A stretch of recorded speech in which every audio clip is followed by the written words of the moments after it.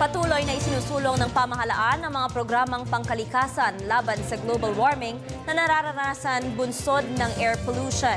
Kaya naman iba't ibang ang inilunsad ng ilang ahensya ng gobyerno upang maiwasan ang paglala ng polusyon sa hangin. Para sa detalye, balitaan mo kami, Jackie Sai.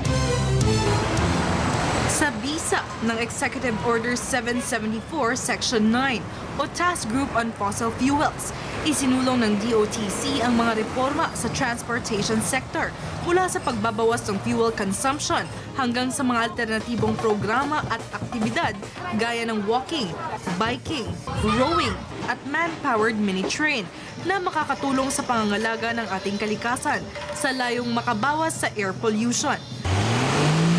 Dahil dito, nagsanib puwersa ang DENR, lokal na pamahalaan ng Pasig at ng MMDA sa pagtaguyod ng mga programang makakalikasan gaya ng bike, carless at health day na may layong maresolba ang suliranin sa air pollution sa ating bansa. Natilihit po natin ang kaayusan at kami naman ay umaasa na pati ang ating mga bata ay matuto rin na maglinis at syempre ang ating mga advocacy programs tungkol sa pangongolekta ng mga recyclable materials sana ipatin.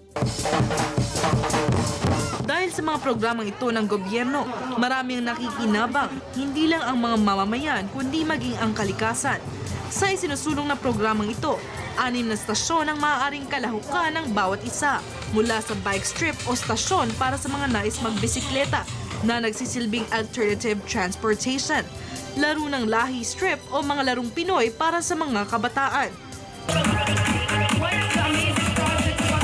health and wellness trip o aerobics exercise para sa mga nais mapanatili ang kalusugan, food strip o boodle fight na pinagsasaluhan ng mga residente, recycling strip o paggamit ng mga plastic at iba pang recyclable materials, at vegetable and herbal strip o mga maaaring patubuing pananim sa bahay-bahay na ginagamit sa pagluluto at alternatibong klase ng gamot. Nang una, syempre, nagkakaroon tayo ng pagkakataon magkaroon ng sense of community, ng pagsama-sama ang mga residente.